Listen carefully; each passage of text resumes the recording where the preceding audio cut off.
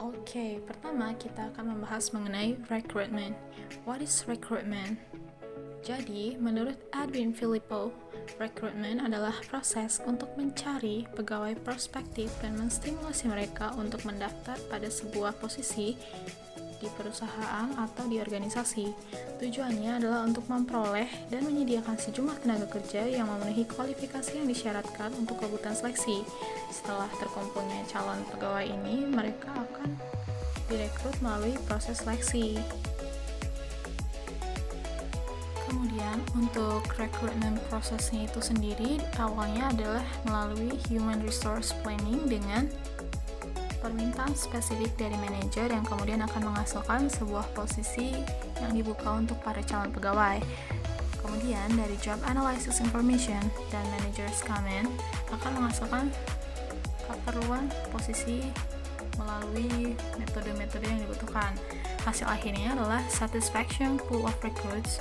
Nah, kepuasan ini dihasilkan dari mana sih? Dari para calon-calon pegawai yang spesifikasinya telah memenuhi kebutuhan perusahaan. Ada istilah right man on the right place kan? Nah, jadi para pegawai ini akan kemudian diseleksi dan di-hire atau dikontrak oleh perusahaan untuk kemudian diberikan orientasi.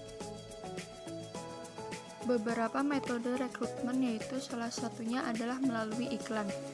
Iklan merupakan salah satu cara paling umum untuk rekrutmen eksternal. Iklan tersebut akan dicetak pada surat kabar lokal nasional atau internasional. Selain media cetak, iklan untuk pelamar juga bisa ditampilkan di media lain seperti televisi, radio, situs web, dan media sosial seperti Facebook, Instagram, dan juga Twitter. Kemudian yang kedua adalah melalui rekomendasi dari internal perusahaan. Karyawan dari suatu perusahaan dapat mengusulkan anggota keluarga, teman, dan juga kenalan yang cocok untuk posisi yang sedang dibutuhkan oleh perusahaan. Yang ketiga adalah melalui perusahaan penyedia tenaga kerja. Perusahaan yang membutuhkan karyawan baru terkadang menggunakan jasa agen atau perusahaan pemasok tenaga kerja untuk mengisi lowongan. Agen tenaga kerja biasanya akan mencari dan memilih pelamar pertama sebelum mengirimkan kandidat ke perusahaan yang memintanya. Yang keempat adalah melalui lembaga pendidikan. Pada beberapa kasus, perusahaan yang membutuhkan karyawan akan beralih ke sekolah atau perguruan tinggi untuk menarik calon karyawan yang potensial. Perekrutan melalui lembaga pendidikan biasanya hanya membawa pekerja yang kurang berpengalaman dalam pekerjaan karena mereka direkrut sebagai karyawan setelah lulus dari sekolah atau perguruan tinggi. Dan yang kelima adalah melalui lembaga pemerintahan. Kantor kekerjaan publik di lembaga pemerintahan biasanya menawarkan layanan iklan untuk mengurangi pengangguran dan menciptakan lapangan pekerjaan. Pemerintah, terutama Departemen Tenaga Kerja, akan mengumpulkan pencari kerja dan membantu pencari kerja dengan perusahaan yang membutuhkan pekerja. Alternatif pengganti rekrutmen yaitu salah satunya adalah overtime atau kerja lembur. Alternatif ini paling banyak digunakan oleh suatu perusahaan untuk menghadapi peningkatan volume kerja jangka pendek. Perusahaan memilih untuk membayar sedikit lebih banyak kepada karyawannya untuk melakukan kerja tambahan yang frekuensinya tidak teratur dan berjangka pendek. Yang kedua adalah subcontracting. Perusahaan masih bisa menghindari perekrutan karyawan baru dengan cara mengontrak pekerjaan tersebut kepada pihak lain. Selain lebih efisien, cara tersebut merupakan solusi apabila perusahaan tidak memiliki tenaga ahli pada satu bidang pekerjaan tertentu. Yang ketiga adalah temporary employees. Perusahaan bisa menggunakan karyawan sementara yang disediakan oleh perusahaan lain atau secara individual. Model karyawan tersebut dikenal dengan sebutan honorer atau timer, yaitu karyawan yang dibayar harian maupun per unit produktivitasnya. Yang keempat adalah employee leasing. Dengan alternatif ini, perusahaan secara formal memberhentikan beberapa atau sebagian besar karyawannya. Beberapa kendala rekrutmen yaitu 1. Proses rekrutmen terlalu rumit, 2. Kandidat terlalu banyak, 3. Pendataan kandidat terlalu sulit, 4. Kurang melakukan follow up, 5. Sulit mendapatkan kandidat yang cocok. Kegiatan setelah rekrutmen adalah seleksi. Hasil rekrutmen akan dipilih mana yang layak dan memenuhi kualifikasi yang sudah ditetapkan dan diharapkan oleh perusahaan. Menurut KBBI, seleksi adalah pemilihan, metode, dan prosedur yang dipakai oleh bagian personalia. Sedangkan menurut Henry Simamora, seleksi adalah proses pemilihan dari sekelompok pelamar atau orang-orang yang paling memenuhi kriteria seleksi untuk posisi yang tersedia berdasarkan kondisi yang ada saat ini yang dilakukan oleh perusahaan. Tujuan dari proses seleksi antara lain mendapatkan karyawan yang jujur dan memiliki moral yang baik, mendapatkan karyawan yang mau dan mampu mengerjakan tugasnya, mendapatkan karyawan dengan rasa memiliki terhadap perusahaan, dan mendapatkan karyawan dengan loyalitas dan integritas yang tinggi.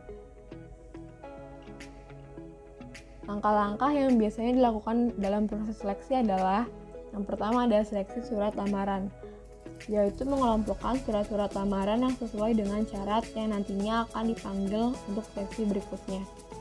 Kemudian ada pengisian bangko lamaran yang akan diisi oleh pelamar dan akan digunakan sebagai alat referensi. Biasanya berisikan informasi seperti pengalaman kerja dan gaji yang diinginkan oleh pelamar. Kemudian pemeriksaan referensi. Pada dasarnya, referensi adalah orang yang dapat memberikan informasi dan jaminan mengenai sifat dari pelamar. Biasanya, perusahaan menggunakan personal references yang akan diberikan oleh keluarga atau teman-teman pelamar, dan employment references yang akan diberikan oleh rekan kerja dari perusahaan sebelumnya. Kemudian langkah selanjutnya ada wawancara pendahuluan, kemudian tes penerimaan yang biasanya terdiri dari physical test dan academic test, kemudian tes psikologi seperti tes kecerdasan, kepribadian, dan bakat, dan lain-lain, tes kesehatan, kemudian wawancara akhir yang biasanya dilakukan oleh penyelia yang nantinya akan menjadi atasan langsung dari pelamar, dan yang terakhir ada pemutusan diterima atau ditolak. Selanjutnya ada sistem seleksi. Nah, sistem seleksi ini terbagi menjadi 3. Yang pertama, sistem seleksi 1. Sistem ini berdasarkan efisiensi seperti uang, waktu, dan tenaga.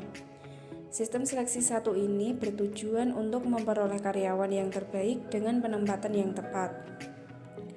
Kemudian sistem seleksi 2. Nah, sistem seleksi ini dilaksanakan berdasarkan urutan testing. Nah, seperti jika pelamar tidak lulus pada suatu testing, ia tidak boleh mengikuti testing berikutnya dan dinyatakan gugur. Kemudian ada sistem seleksi 3. Nah, sistem seleksi ini dilakukan dengan cara pelamar mengikuti seluruh testing, kemudian baru dihitung nilai rata-rata tes, apakah mencapai standar atau tidak. Kemudian ada penempatan. Nah, penempatan ini harus didasarkan pada job description dan job specification yang telah ditentukan sesuai prinsip the right man in the right place and the right man behind the right job. Kemudian ada orientasi. Orientasi ini merupakan perkenalan karyawan baru, harus dilaksanakan untuk menyatakan bahwa mereka betul-betul diterima dengan tangan terbuka menjadi karyawan yang nantinya akan bekerja sama dengan karyawan lain pada perusahaan tersebut. Kemudian ada induksi. Induksi ini merupakan kegiatan untuk mengubah perilaku karyawan baru supaya nantinya mereka bisa menyesuaikan diri dengan tata tertib yang berlaku di perusahaan tersebut. Berikutnya cara seleksi. Cara seleksi dapat dibedakan menjadi 2, yaitu metode ilmiah dan metode non-ilmiah. Metode ilmiah didasarkan kepada job specification dan kebutuhan nyata jabatan yang akan diisi, serta metode ilmiah ini berpedoman kepada kriteria dan standar-standar tertentu. Sementara itu, untuk metode non-ilmiah tidak didasarkan pada kriteria, standar, atau spesifikasi tertentu, tetapi metode non-ilmiah ini hanya didasarkan pada perkiraan dan pengalaman kerja saja. Berikutnya adalah faktor-faktor yang mempengaruhi tenaga kerja. Yang pertama, faktor keberadaan tenaga kerja. Analis jabatan memberikan informasi tentang uraian jabatan, spesifikasi jabatan, standarisasi pekerjaan, serta persyaratan yang harus dipenuhi untuk memegang jabatan tersebut. Adapun dari segi perencanaan sumber daya manusia akan dapat diketahui berapa jumlah calon pegawai yang dibutuhkan oleh organisasi pada jenjang apa dan di bagian mana, serta persyaratan apa yang harus dipenuhi oleh pelamar. Faktor yang kedua yaitu penawaran tenaga kerja. Seleksi dipengaruhi oleh penawaran tenaga kerja yang meliputi jumlah, komposisi, dan ketersediaan tenaga kerja. Selain itu, perusahaan juga memperhatikan permintaan tenaga kerja serta kualifikasi tenaga kerja. Faktor yang ketiga yaitu faktor internal organisasi. Faktor internal organisasi yang mempengaruhi seleksi diantaranya anggaran untuk gaji pegawai, jenis lowongan yang tersedia untuk jabatan baru ataupun pekerja pengganti, perubahan strategi organisasi seperti mengurangi atau menambah tenaga kerja, ekspansi bisnis model baru, dan sebagainya. Dan faktor yang terakhir yaitu faktor eksternal yang meliputi etika dan kesamaan kesempatan. Etika seleksi berkaitan dengan etika pelamar kerja termasuk keteguhan dalam memegang nilai, norma, perilaku adil, jujur, serta disesuaikan dengan value perusahaan. Sementara itu, untuk faktor kesamaan kesempatan berarti proses seleksi menghindari perilaku diskriminasi berdasar karakteristik apapun, termasuk jenis kelamin, suku, agama, dan sebagainya.